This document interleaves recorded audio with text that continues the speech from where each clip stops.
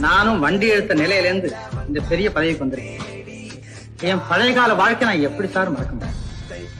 எப்பவும் நானும் ஒரு தொழிலாளி. கல்லை கனியாக மாற்றும் தொழிலாளி கவனம் ஒரு நாள் திரும்பும். அதில் நல்லவர் வாழும் புதிய சமுதாயம் நிச்சயம் ஒரு நாள் அரும்பும். வாழ்க்கை என்றொரு பயணத்திலே பலர் வருவார் போவார் பூமியிலே.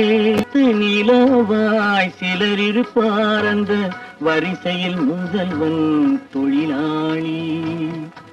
ஆண்டவன் உலகத்தின் முதலாளி, அவனுக்கு நான் ஒரு தொழிலாளி.